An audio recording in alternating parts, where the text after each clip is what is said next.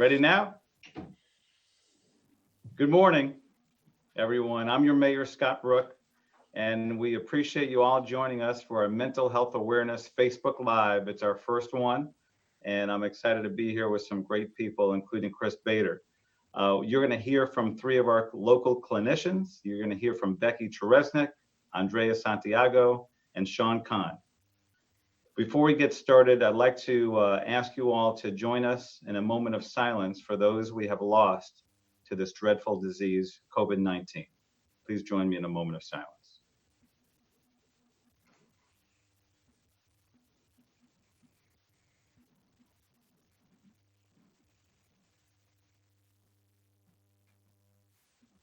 Thank you very much. So many of you know how seriously I take mental health. And during this month of Mental Health Awareness Month, it's very important that we reach out to one another, be part of one community, sharing solutions, sharing our questions, and doing so without fear. We all have to do our part to help other people and extend a hand to people that may be suffering.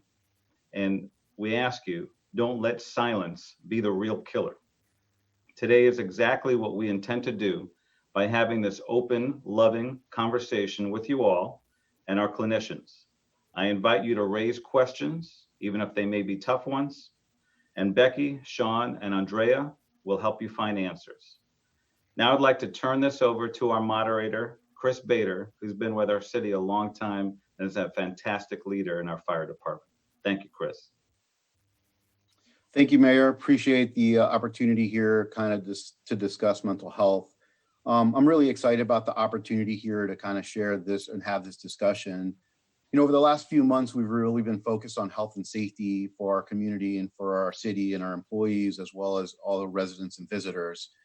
And we haven't really touched a lot on the mental health component with COVID-19 and what really those type of effects have created. Really been focused mostly on our safety and social distancing. And now it's a good time to really kind of talk about the other effects of COVID-19 and certainly the mental health component of that. People who may have been isolated before and now with social distancing and more isolation, those things have become even more of an issue.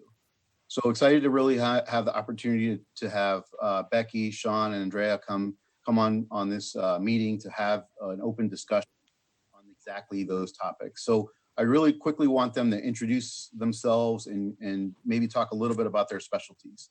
So let's start off with Becky. Good morning. My name is Becky Cheresnick. I have a private practice in Coral Springs and have worked with the fire department for 3 years. My specialty with the fire department is mostly children and teenagers. Thank you, Becky. Mm-hmm. Andrea.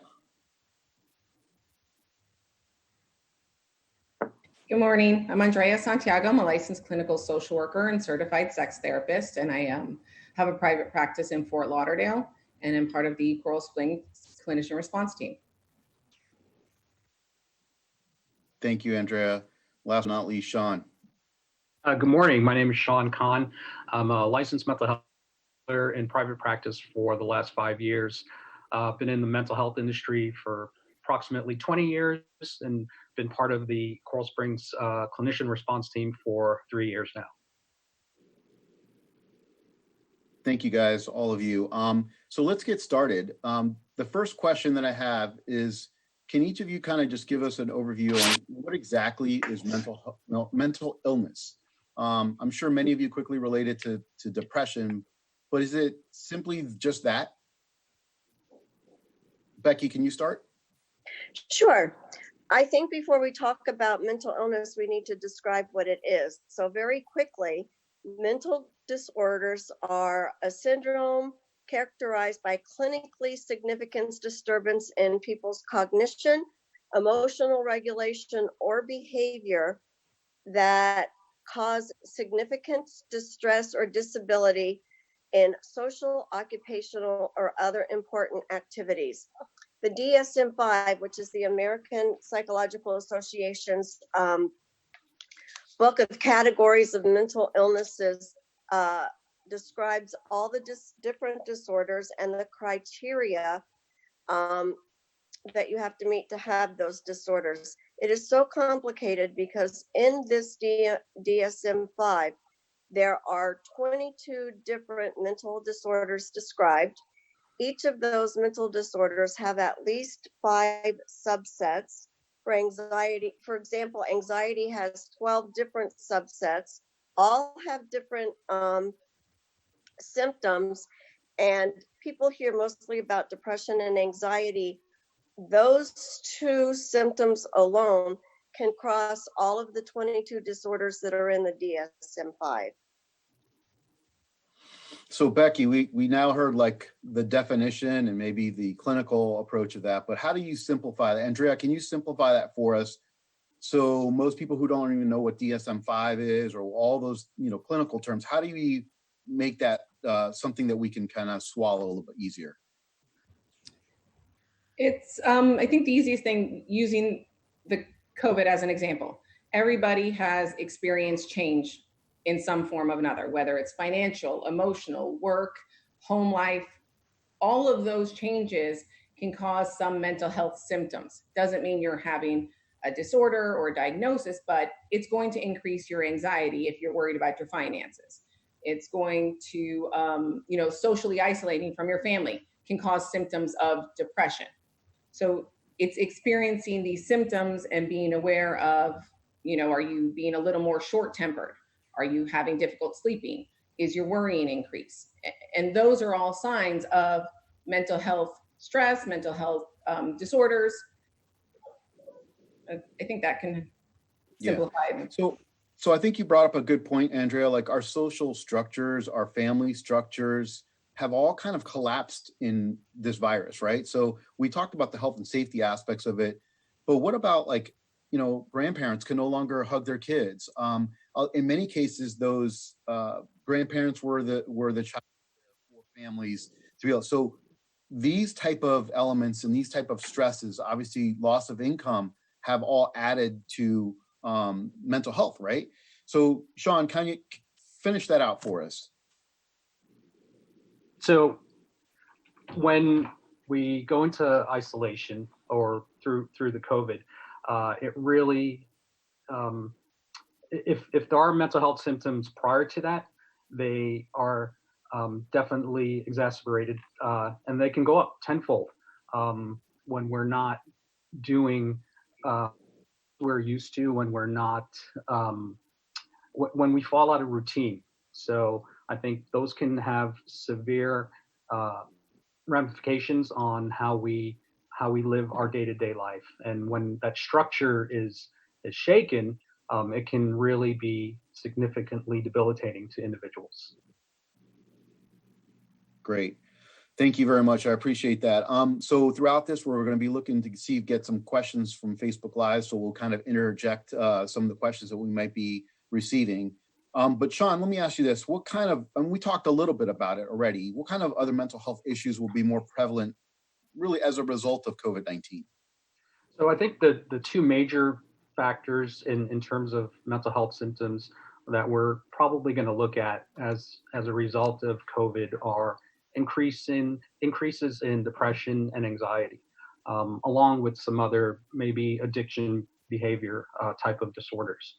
But prior to the COVID pandemic, we were looking at individuals. There were 1 in 5 with a diagnosable mental health issue, and less than half of those individuals sought treatment. So we're looking at probably numbers increasing by quite a large amount. So in the time between mid-February and mid-March, medication prescriptions for anti-anxiety medications rose 34%, and antidepressants rose 18%, and 3/4 of those prescriptions were brand new. So we're definitely seeing the effects of what isolation is doing in terms of depressive symptoms and increased anxiety. Thank you. Becky, so obviously you have a specialty in dealing with children. during this time, this is obviously schools have been closed and parents have been doing a lot of schoolwork and doing on top of their normal jobs. So how does COVID, how does this unusual time affect our toddlers, our elementary school children, our adolescents all differently? That's a great question. For school age, for toddlers, please remember first and foremost that children are reactive to what their parents are doing. So if their parents can be calm and stress less, which is not possible, the kids are going to be better able to handle what's going on. They take their cues from their parents. So toddlers, they might be more irritable than normal. They might be eating more or less than normal. Difficulty sleeping, more tantrums than what is normal. And what is normal for that child. It's a change in the behaviors, not that they're having the behaviors themselves, because a lot of toddlers have have those symptoms or characteristics. School age children and all children need predictability and stability more than they need anything else. And obviously during this time, they're not getting that. They also are more irritable, nightmares. Some children are regressing to an age younger than what they chronologically are. They might be more whiny. They might want their mommy and daddy more. And one of the things that we're seeing is that when the parents are stressed out, the children are more stressed out. And unfortunately, there has been an increase in domestic violence during this period of time.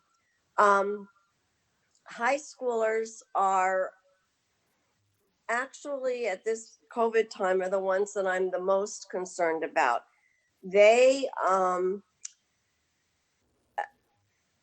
They're used to being with their friends. They get their self-identity through interacting with their friends. They're typically the group of kids that don't want to be at home right now. Their friends are more important than their family at this stage.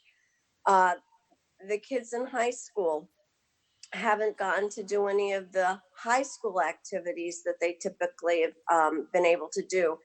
And the seniors that are graduating this year, not only are they going through this pandemic, they're also mourning the loss of all their senior activities, graduation parties. They're also, the big unknown is what's going to happen when at their colleges that they've all, applied and got accepted at. And this high school group from the age to 23 has been labeled the least mentally healthy generation in all of the generations since psychiatry has been studying these characteristics and these statistics. Wow. Between the years 2007 and 2017, unfortunately, suicide in this age group has gone up 76%. So we just got a question from Facebook, and Becky, maybe you can address this because it relates to suicide. And so the question is, I have a sister who tried committing suicide about 1.5 years ago. She recently stopped taking her medications and not going to counseling. She's been diagnosed. What can I do on my end to see if she's regressing, but she's an adult? Unfortunately, if she's an adult, there isn't a whole lot you can do except for watch her, because if she has a diagnosis and she's not taking her medicine and going to counseling, she is going to get worse. We do have a mobile crisis unit that if she's feeling at all uncomfortable with what her sister's doing, or she can call them. They come to her house and evaluate the sister. We have a method of we call it Baker acting, putting people in a hospital so that they're protected from themselves. But if she has any inkling, that feeling, that gut feeling that you have inside of yourself that something's really wrong, then she needs to call the mobile crisis unit. So Becky, Yes. if I or somebody else has a family member, it could be to that extent that you just talked about, but maybe not. How do we go about, inviting them to let us know about their difficulties, and really inviting them to seek solutions? Well, if we're talking about kids under 18, then, and they live at home, you're going to see differences in their behavior. And hopefully parents will notice these. More isolation in their bedrooms than is normal for a typical teenager. Not talking to their friends, even now that they can only do it on, a iPad or something like that. Not a desire to do anything that they typically would see as fun. Not if they were somebody who really liked school and now they show no interest in school, that's a huge sign. Sleeping a lot. Teenagers need 9 to 10 hours of sleep a day. If they're sleeping all day or not sleeping at all, that's a big red sign. The first point of contact would be the pediatrician. And if a parent has any kind of inkling, then they need to call a therapist. If the person's under 18, obviously the parents can take them to a therapist. Over 18, you need to sit down and have a heart-to-heart talk with your adult, adolescent child and see where they are, see what their concerns are, see what they're afraid of. One of the things that's really scary now is in our vicinity, we have to remember that 2 years ago, a little bit more, these people in this age group had a massive trauma in our city, and they haven't gotten over that. And now there's another massive trauma going on. They're worried about their families. They're worried about their grandparents. They're worried about school. They're worried about college. They're worried about getting COVID. And this generation, not so much. As you saw on TV, they're the ones that are all getting together in the pools and not wearing masks and stuff like that. So they're a very complicated kind of group of people. But I find that most people in this age group, they find a therapist they like and an adult that they can connect with like that. And they want to go to therapy. They want to be able to talk about what they need to talk about without being judged. Or an adult that's not a parent, let's say. Well, I got to tell you, listening to some of the things that you're saying, I might need you to come to my house, talk to my teenager who about 10 hours of sleep.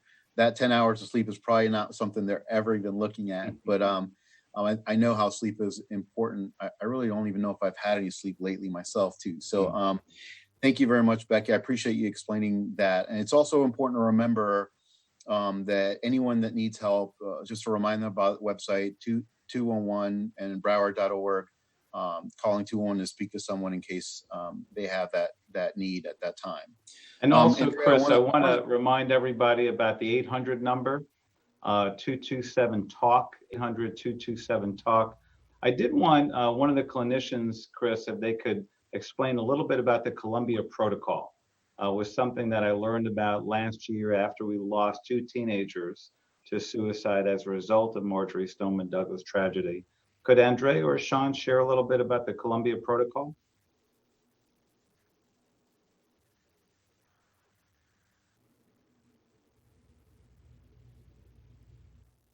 So as I recall, Andrea and Sean, there were a series of about 6 questions, And one of those questions is literally to ask someone whether they've had suicidal thoughts recently. And that was something that was shared around this time last year. So I don't know if you could share briefly about that, Andrea. I think, people getting comfortable with that language, if you are worried about somebody, and this is something that I tell people in my office, if I'm worried, I'm going to be very clear. Are you having suicidal thoughts?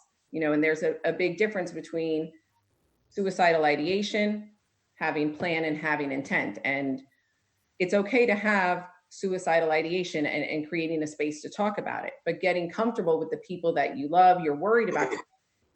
I'm worried. And are you thinking about suicide? Is that something on your mind? And these are resources that we can use to help. I think one of the things that we've learned as a community is not to beat around the bush, to go a little further beyond, hey, are you okay?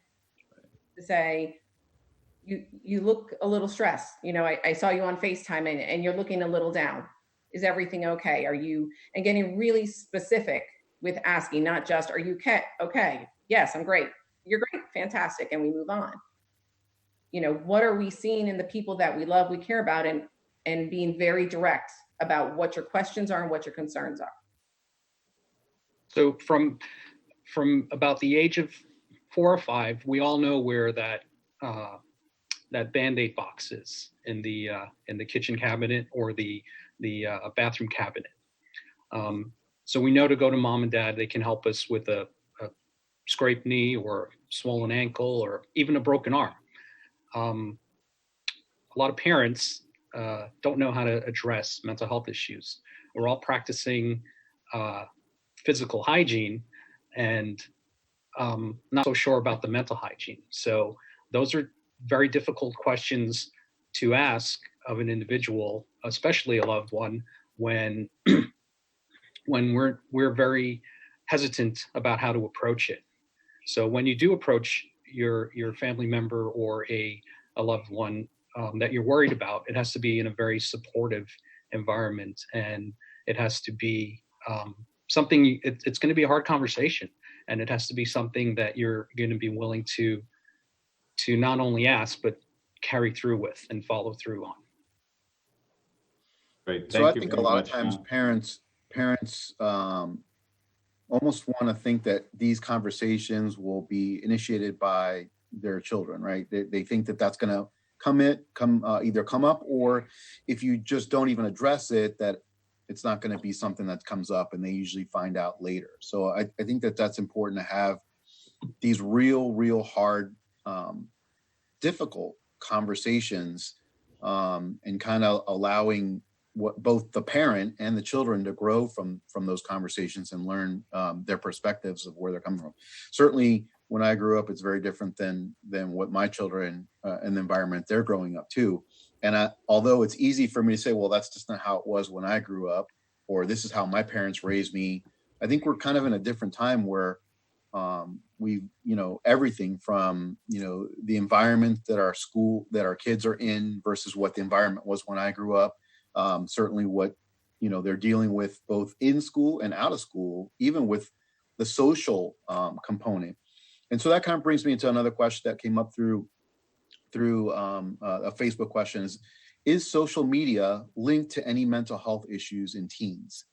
And certainly we know social media is definitely a big part of our society now. Wasn't necessarily like that probably when most of us were growing up, except for Andrea, she's so young.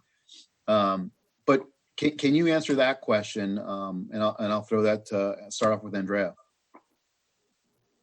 Yes, social media definitely has an impact on mental health, and we're in this weird time where normally I would be discouraging social media, and we would all, I think, be discouraging FaceTime and getting outside and connecting in real life. And right now, it is a tool for connectivity. So it's finding the balance between allowing kids to be on Minecraft together and all these games that bring some connectivity during this social distancing, and also having your pulse on where are your kids, what websites are they on, what social media platforms, who are the people that they are playing in. Because you could have a really great time, and it could be an awesome opportunity of connectivity if you're playing Minecraft with your friends, for example, or Animal Farm.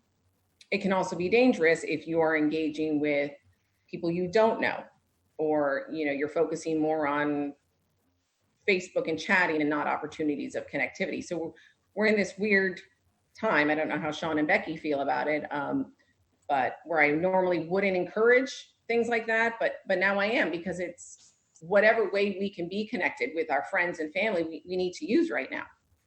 What do you think, Sean? So I agree. I think the other part of that is the content of the social media. If it's something that's going to increase your symptoms, obviously you want to stay away from it or disconnect from it for a little while. But if it's a platform where you will connect with family, friends, people that you haven't seen in 2 months, and it can definitely be a positive. But getting back to the original question, yes, I think it can lead to increased symptoms for not only teens but also adults. And again, that's based on the content, that's based on the individual that is viewing it, and their own mindset and their own mental health symptoms. Great. So thank you very much for that. Talking about with the adults, let's kind of move a little bit into the adult section too. And so let's talk about couples. And so I want to start off with Andrea here. So how can couples handle different views on quarantine social distancing? And what about like date time during this usual event? I've often heard this already, that because a lot of people are working from home now, we're going to see either an increase in divorces, or they're going to realize, hey, this is really the person I was supposed to be with, or the person I wasn't really supposed to be with this person anymore. And so kind of we've seen a little bit of all those kind of discussions. So how does that play out in this type of environment, where I think even as things are starting to reopen, there's still a concern of whether we're going to be getting out there. How do we, it's almost kind of like when a new restaurant opens up, you want to wait a few weeks to see how things play out before you kind of test the water. So how does that work in this new environment of COVID? There's certainly a lot of people who are still concerned about being afraid to even kind of get out or venture out. So how does this work for couples and in their home? And obviously now their time is even more concerned because their children are always going to be home. That's a great question. And a lot of couples, I think what we're seeing is what stressors like COVID does is it turns up the volume on whatever's already there. If you had great communication, this is going to help strengthen it. If your communication was challenging, this is also going to put a strain on it. A lot of it is, there's no right answer here when it comes to social distancing for couples and how you re-engage with your grandparents, your family, your friends. It's respecting everybody's desire, and trying to keep judgment out of it. It goes back to your I statements. I'm not comfortable going out to dinner right now, but this is what I am. I'm comfortable if we order takeout in the driveway. I'm not comfortable sleeping in the same room as you. I would like to sleep in the guest room. We work a lot with first responders. We work a lot with people that are exposed. Try not to take it personally, and not using the accusatory language. It's not what you say, it's how we say it, and saying, I don't think you're being safe and you're not taking the precaution, so I don't want to be around you. It's, it makes me uncomfortable when you come home from work and you don't change your clothes. Would you mind changing your clothes in the garage? And then carving out time for couples, carving out time for individuals. A lot of the things that I work with families and couples on is taking a logistical approach. How do we create a schedule for our house? We've got to fit in our normal chores. We've got to fit in work. We've got to fit in homeschool. We've got to fit in play, and building in alone time during that schedule. And it's okay to say, I need 30 minutes to take a walk, or I need 20 minutes to have a Zoom call with my friends. And your kids need it too. And it's important to model that behavior, that it doesn't become a thing. If we wait until you all have hit your limit, then it's you're really annoying and I'm getting out of here. As opposed to, this is what our Wednesday looks like. We're all taking a 2 o'clock, the family's all going to separate rooms for 30 minutes and just getting some alone time. And then carving out the dates and setting those boundaries with kids. You know what, mom and dad need some alone time, whether it's breakfast, lunch, a walk outside, figuring out different ways to get creative. That sounds good, Andrea. So I want to take a break from my partner. We're married 22 years. How do I tell Brenda I need my private time?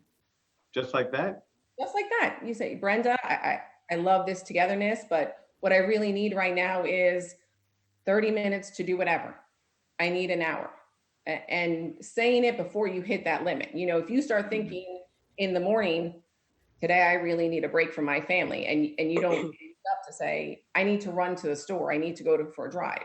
By 7 o'clock, it may come out as, oh my gosh, everybody's being so loud or annoying. And then you're not building connectivity. Or saying, hey, Brenda, you know what? Can I take 30 minutes this morning and go for a run? And then this afternoon, why don't you take some time? There's no magic to it. It's being comfortable to have honest, direct conversation about, this is what I need. As long as you don't go into, Brenda, you are everywhere. Can you just find somewhere else to be? That's going to cause conflict and a fight. Not about Brenda, it's about you. This is what I need. I just need some space. I need alone time. Gotcha. Thank you. Sure, Brenda's lovely and not annoying at all. She tells me I'm a lot more annoying than she is. So it's what can I say? Sean, so now we're talking about these different issues, but how does the citizen in Coral Springs, how does our residents or businesses, how do they reach out to get to these mental health services? That's a great question. So a lot of primary healthcare physicians are associated or have a link to a mental health professional, or know somebody they work with. And usually for a lot of individuals, that's their first point of contact. So have that conversation with your doctor. Have that conversation with your primary care doctor or your specialist, and saying, listen, mentally, I'm not doing so well, or I have to discuss some of these things. Usually they can lead you in the right direction. Going through your EAP, for example, through the city, they can also have therapists in your area that they can pinpoint, have specialties, and really narrow it down for you as that individual. The other part is people without insurance. There's a whole array of services within Broward County that they can access through 211 Broward. So I know they have a full array of organizations and treatment centers that range from child and adolescents to geriatric populations. And while there are no free services in Broward County, there are significantly reduced costs for individuals that don't have insurance. And I know Becky had touched on it before, the crisis unit, the mobile crisis unit. I worked for the mobile crisis unit for 18 years. So they do have services through Henderson and Archways and different community mental health centers that people can access. I don't know how they're operating right now, if it's through virtual sessions, but within those agencies and within your own insurance plans, there are an array of services that people can access. Great, thank you. So I got another question here from Facebook Live, and you know, I certainly sometimes can relate to this. So I have been involved with the health and safety aspect of this event, and certainly that's my primary role with the fire department on health and safety aspect of you know, doing all the prevention things that we've been doing, wearing the mask, the gloves, all the different things that we've been doing, and certainly been sharing a lot of those best practices with our businesses and our community. So I've been kind of all in, but every time I go home and I get into my personal vehicle and drive over to Publix and I put my mask on, I come back to that realization, like, is this where we're at? You know, is this what our world is right now? And is it going to go back to normal? And so that thought process still goes in my head every single time. I'm sure most of us are all the same with that. So I can relate to this next question. So the question is, I had an anxiety attack the other day in the grocery store because I was hit with the changes that were there one day and not there the other. How can we prepare ourselves for other changes, rules, setups for reopening? Do we just stay home until the dust settles? So let's start with Becky on that one. Okay. Well, I think first of all, it has to be with what you're comfortable doing. I think like we're starting to be able to have a little bit more getting out of your house, excuse me, getting out of your house time now. If you're comfortable with that, then just try going to one place and see how that is. Go early in the morning before lots of other people come. If you're not comfortable with that, then you can still stay at home for a while. But we have to understand that for right now, and this is how our day-to-day living is going to be. I don't like the term new normal. I don't believe that once we get through this pandemic, that this is going to be how we have to live forever. Certainly, history would say that from other pandemics that have gone on across the world. But right now, this is what we have to do to keep ourselves safe and to keep other people safe. And the rules are set up for our safety. If you get to a place and you're not comfortable, then just leave. Don't go home. I mean, don't stay. If you're comfortable more with like going to a store and picking up curbside or having things delivered to yourself, it's little by little people are going to get comfortable with how much they're going to want to do. Like for instance, I've seen that the malls are opened up and I look at the like how many people are there in lifetime. It's very little, but I think as people go through and see that other people are being okay and following social distancing and having hand sanitizer in your car to use as soon as you get back in your car, and all of the protocol that the CDC has put out, I think a little bit at a time is going to give us enough. If a little bit's fine, then I can do a little bit more and then a little bit more. But I think each person has to get to their level of being comfortable. The problem is going to be with the people who don't have any kind of level of being comfortable, like in a week or 2 weeks or even later. Most people that I've seen are happy to get back outside in some form or another, whether it's just going to a park or going to the athletic complex and swimming, or that's a great start. But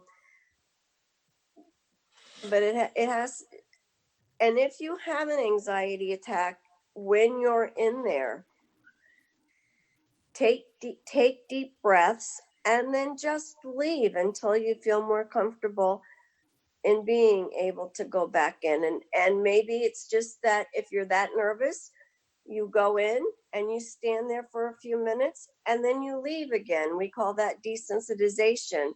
And the more you do it, the more comfortable that you get at doing it. And go someplace first that's one of your favorite places to go. It's a good idea. Those are great answers, Becky. Along similar lines, can we embrace uncertainty? And if we can, how do we? How can individuals embrace uncertainty? So we can, that's a great question. Can we embrace uncertainty? I think generally speaking, we're creatures of habit. And when those habits are interrupted and those patterns are interrupted, like Chris was saying about addressing the question, I went to Publix and they didn't have A, B, C, or D. we're fortunate to live in a place where we can go to Publix and the shelves are usually full. For several weeks there was no beef or chicken or paper towels or cleaning products, and that still may be the case in a lot of places. So with the uncertainty, I think to help with that uncertainty is to focus on the positive and what's positive in our life. And we may not have steak, but we have some rice and beans and some chicken to cook. So when you focus on what you have and what, as opposed to what you don't have, and that uncertainty, it helps center you and bring you back to, okay, I got this. And maybe in 2 weeks, there'll be some steak or that other product that I'm missing. Great. I like that. I think that brings up a great point. I think, as a city, we've always tried to look at embracing, this uncertainty, and it's been like that since the start, and really understanding, what this virus has done. Our goal since the beginning as an organization has always been to bring things back to as normal as possible. And really, we knew that early on that we weren't going to have a vaccine within a month of this virus coming out. So I think it was important for us as an organization really to look at living with this uncertainty and what we have to do to continue to flourish and grow, even during these difficult times of uncertainty, whether it be adapting to that uncertainty with masks and different types of prevention tools, but really to kind of bring all of our community back in. And certainly as a we are social animals, basically. We want to connect.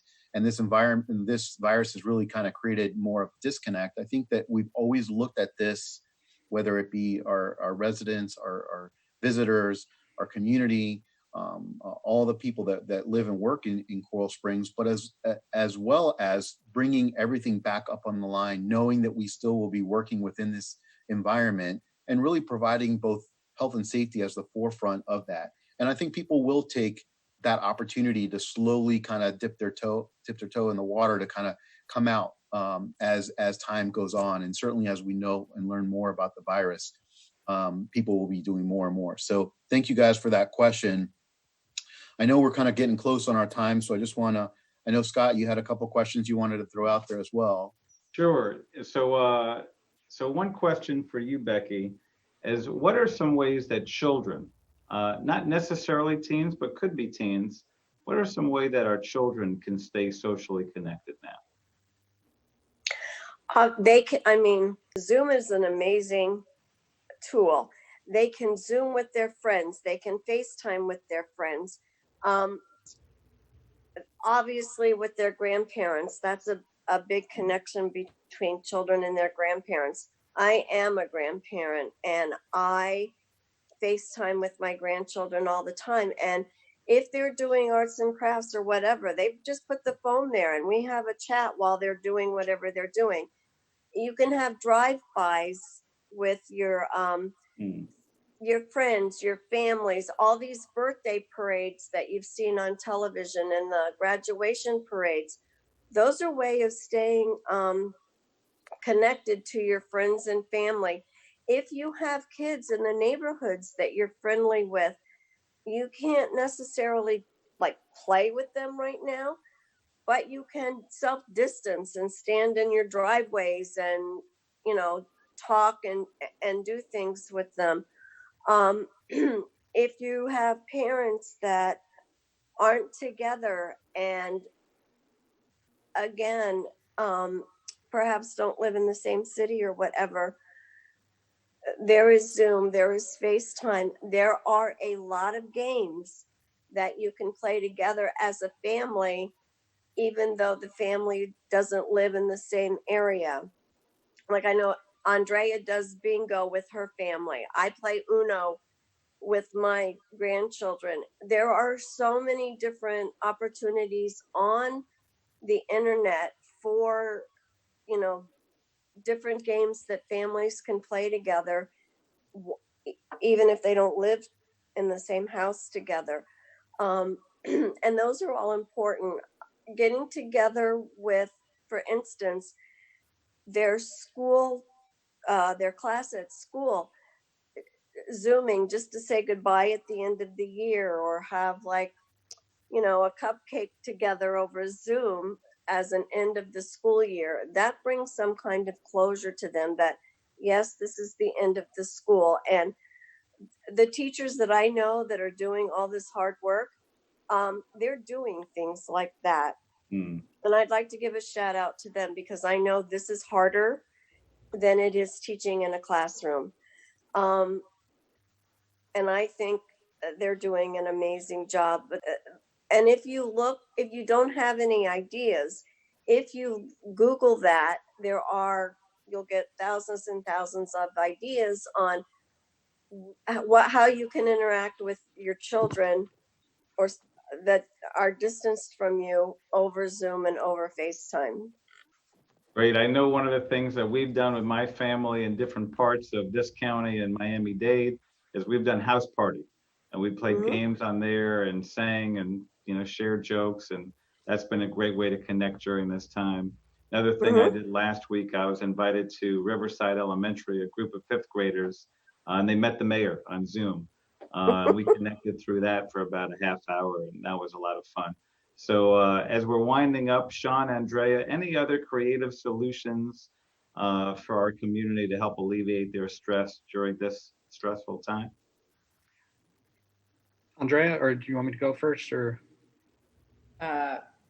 I can go. I think, like Becky said, house party, Zoom, games, whatever works for your family, the sharing of ideas. I'm very good friends with Becky and Sean. So hearing the different things that they do with their families and seeing how I can incorporate that into my own. This is a very personal time on how we're going to increase our socialization and how we're going to continue staying connected. I think one of the things I'm not great at, but I've had to learn through COVID is really staying in the present. I can't worry about what I'm doing for Thanksgiving right now. That's going to stress me out.